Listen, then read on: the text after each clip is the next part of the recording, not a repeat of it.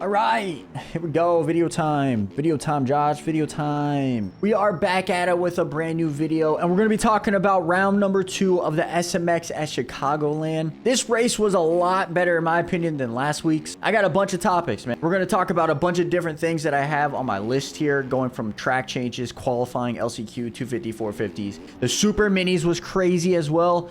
I just have a bunch of things that we're going to talk about. I have them kind of in order too. So, all right, the first thing I have is track changes. If you guys looked at the track map, like the original track map, it was so much different compared to what we actually got. For example, after the start, it is so different. They basically got rid of the entire left side of the track from the original track map. I was kind of disappointed. I'm not going to lie. I was really disappointed that they changed the track up like that. I really thought this track map, the original one, was super sick. I love the design of it. I love the different type of sections that there was. But I get it. They had to change the track up just based off the environment when they got to the track, started building it. So it was kind of disappointing. I thought this place was going to be super sick with the original one. But overall, I mean, it wasn't bad. I thought the lap times were actually pretty decent. 153s roughly were like the fastest times, 154s.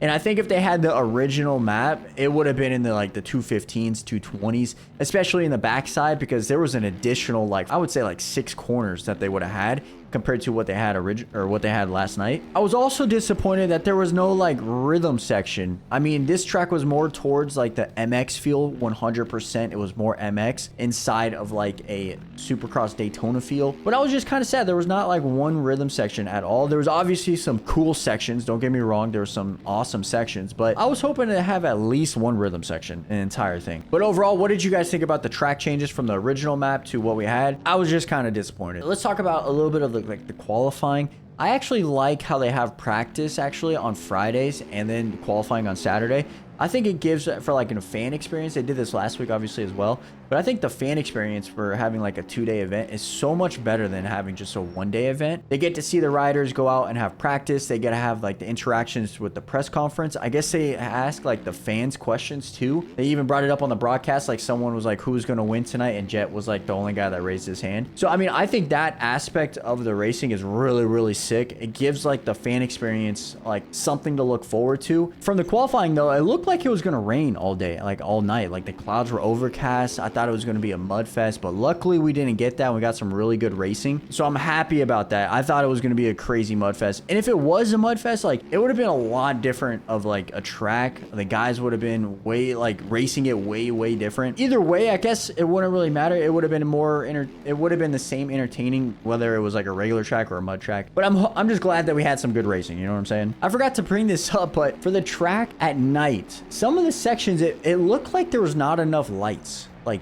on the back section where they went like up into the stadium, right? And then back down, that whole sweeper, I felt like there was no lights there. Like even the broadcast, it was like pitch black. Obviously it's not pitch black for the riders, right? There's probably some lights, but it just looked super dark. And they also brought this up that like the dark soil made it even tougher for the riders with the shadows from the lights. If they go back there next year, I would definitely add more lights, even like generator pop-up ones, because I felt like some of the sections was pretty dark. I just noticed that. They talked about it on the broadcast too, and I forgot to bring it up when I was talking about track changes. All right, then let's get into some racing. Moto number 1, 250 class. Deegan got out to a great start. Honestly, got out to a killer start, leading, what, 15 minutes of that moto? Maybe not 15, maybe like 14, 13 minutes. At least half of the moto, he was leading that thing. And then he makes one tiny mistake over the finish line, cost him the lead. And then I think maybe bike setup kind of like hindered his performance a little bit. Regardless, he still got third. He rode great, let's be real. Joe was on fire, came through the pack all the way up to second. He was going to pass Hunter. I swear, if Joe was just able to just follow that line before like the start line, like if he just followed Hunter there, go over the doubles, hit the little tunnel jump tiny thing, and then makes that pass on the far inside like he did on Hayden, like let's be real, that's going to be the overall, that's going to be a win right there. He would have won the race from right there. Instead, he goes outside, hits his chin on the bar pad. I guess he bit his tongue, which is you never want to do that. I've done that in the past. I think he had a real opportunity to win that race. And just him taking that outside line kind of chalked him, which kind of sucks, man. I was rooting for Joe. I cursed him. Let's be real. I said he was going to win, and he didn't win. I feel bad because I wanted him to win really bad. But he still rode amazing in Moto 1, coming through the pack, getting second. Hunter, right there on Deegan the entire.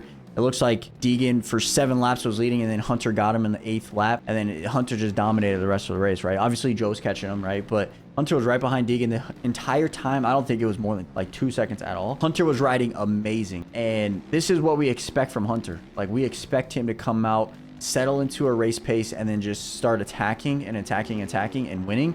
And that's what we got. That's like the classic Hunter that we have, right? So Hunter rode great, Joe rode great, and then Hayden rode amazing as well. I said this in TikTok. I said the top 3 guys for my prediction are going to be Hunter, Joe, and Hayden, and it came true in the first moto. And Tommy V, can't forget Tommy V, got a 4th. RJ was riding really good too. He had some sketchy ass moments, so let's be real. RJ is going to RJ. Hit some sketchy moments, got 5th. And then honestly, I don't remember watching anybody in Moto 1. I do not remember watching Levi, Jalik, Volan, Seth, Jordan, Pierce, Ryder D. Like, I don't remember watching anybody else in this moto besides the top 5 guys. That's kind of unfortunate. I don't have anything on those guys. Honestly, I don't. I know Jay Coop went down in the first corner. I know that. I think Ryder D also went down. Joshua Varize went down in that crash too. But yeah, I don't know anything else. I don't know how the races went. No TV broadcast on it, so I don't have much. And then moto number 2, I mean, you got Jay Coop with the whole shot. I mean, kind of didn't expect that, although he is a great starter, so we kind of do expect that. But Joe got around him in the 2nd lap. Joe was leading for a while, and I honestly thought Joe was going to dominate this, but he didn't really gap anybody. I thought he was going to gap him after he got into the lead, but he was only really like 2.5 seconds. And then Hunter was right there in 2nd place after getting by Coop. And what happened with Joe, man, I still do not know. Like, he said something on the broadcast. I kind of forget that what he said. Maybe a bike something. Hunter gets by him with the bike malfunction. I'm like, bro, this cannot be happening. Joe could have gone 2-1 for the win. Get, like, the points lead and everything. And then instead, he has to go 2-2. Just sucks, man. Joe was riding great. He should have won this race. He was dominating. Maybe Hunter gets him. You never know. Like, the last couple laps, maybe Hunter gets him. But Joe possibly should have won that race. He was riding phenomenal both the motos. But shout out to the boy Hunter, man. He goes 1-1, dominating factor, and just comes out on top, takes over the points lead too. But you can't forget, Deegan got 3rd again, so he went 3-3 for the podium. RJ Hampshire gets 4th, Max Volan gets 5th, and then honestly, you don't really see much of the guys from like 9th through 22nd. Tommy V, I guess, has he broke his shifter and he was in 2nd the entire time, so he couldn't even do anything, so he had to pull off. I don't remember watching anybody from 11th through the 21st. Like, I don't remember them showing anybody. I know they showed a little bit of Seth Schwartz, Jordan Smith, Ryder D, but I don't remember watching anybody else. Once again, they didn't show anybody. I mean, the top 3 guys, once again, dominating factor for the 250 class this year has been Hunter, Joe, and Deegan. So we kind of expect those guys to be podiums. I was hoping Joe would take the W. I was really hoping Joe would take the W. We got next week triple points, you know. Joe come out swinging. He could go 1-1. He could go 2-1 and take the overall points. You never know. It's going to come down to the wire. I'm just super excited to watch these guys in the LA Coliseum. Track's going to be more supercross type, so maybe that suits Deegan a little bit better.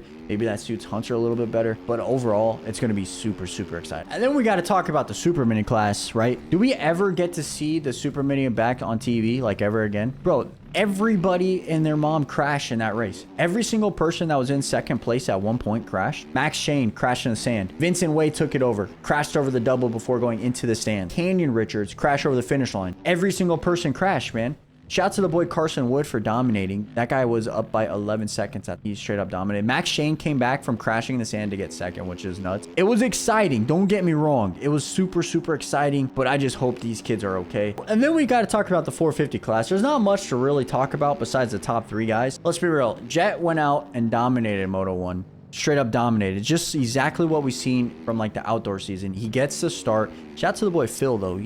Phil dominated that start. Jet gets into the lead and then just pulls away. Like, Chase had nothing for him. At one point, I'm looking at this. At one point, it was like an 8-second, 9-second gap. Like, Chase had nothing for him, which is crazy. Like, how does Chase not have something for him on this type of supercross outdoor type of track? But Jet does what he does best, man. He gets into the lead and he doesn't give it up. So he dominated. Chase got into 2nd. He stayed there. Kenny was right there in 3rd. He was battling with Barsha a little bit, got into 3rd, kind of stayed right there. I mean, those top 3 guys, same guys from last week. I mean, Kenny rode great.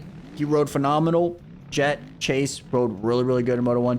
Then we got to talk about Aaron Plessinger. He came up through the pack, past Dylan on the last last lap. But shout out to the boy Phil, bro. He beat Cooper Webb. He beat Cooper Webb straight up. Phil finished 7th, Webb finished 8th. How does that happen? Shout out to the boy Phil, dude. That's nuts. Moto number 2, Jet let Kenny go by. What was that? Like, honestly, Jet was saying it for the points. Wanted to put a gap in between Chase, but it doesn't matter. They're not taking individual points. So, like, it didn't even matter. I would much rather have a battle between Ken and Jet going down to the wire. Maybe they don't pass each other. Obviously, they're not going to take each other out or anything like that. I would much rather have a battle between those guys instead of just Jet letting them go.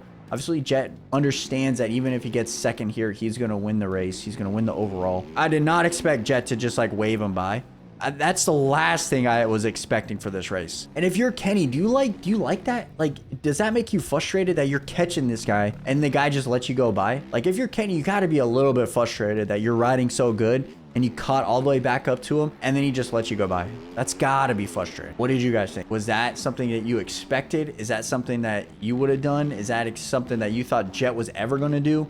Like, Jet knows what he's doing, but I did not expect that, especially since they don't give out individual point. It doesn't make sense. Kenny would have still got second regardless if he finished in second place, because Chase went 2-3 and Kenny went 3-2. So Kenny would have still got second. Chase still got third. Jet got first. Like, I don't know. Maybe I'm wrong on this points. I've been seeing Kellen message on Twitter that like saying like it doesn't matter. They're taking overall position for points and not individual points for motos. So I have no idea. I don't know why Jet did it. Maybe Kenny gets a bigger bonus for moto wins, like individual wins. Maybe that counts towards it. But I don't know. What did you guys think about it? Kind of weird. Not gonna lie, kind of weird. Shout out to the boy Aaron. Came all the way back up to 4th. He was right on Chase at the end. Chase didn't ride that great in Moto 2. Kind of surprising to me. Like, he just didn't have it. He just didn't have. I mentioned this right before I got off the Discord that sometimes when it's your hometown race, you actually struggle more than you actually struggle in other places. So I think with Chase having so much like friends and family there, he's kind of trying so hard that maybe he got tensed up and he kind of was just kind of not comfortable. You know, like he just couldn't do it. And sometimes that happens when you're at like your hometown race. You've seen it in the past with other riders. But with that being said, I expect Chase to come out full swinging at LA Coliseum. Like, it's a more supercross track. Chase loves supercross. It's going to come down to the wire, and I'm just super excited about that. Honestly, we don't really much talk about really anybody else, dude. Like, they didn't really show much on the broadcast. Obviously, they showed like the Aaron Dillon. That's basically it. I don't remember watching Jason. I don't remember seeing Cooper Webb, Colt. I remember watching Colt for like 3 corners. That was it. I don't remember watching anybody else. Kind of frustrating. I guess you don't get to see like any battles that actually took place. Like, I don't know if anybody battled. Like, did Adam battle with Garrett? Or did Adam battle with Ty Matchbullet? I have no idea. Like, we didn't even get to. I don't even remember watching Adam in the race at all. At one point, I did not see Adam on the broadcast, now that I think about it, which is kind of crazy. I don't remember watching Jason Anderson on the broadcast. I don't remember watching Garrett Marchbank. I don't know. What?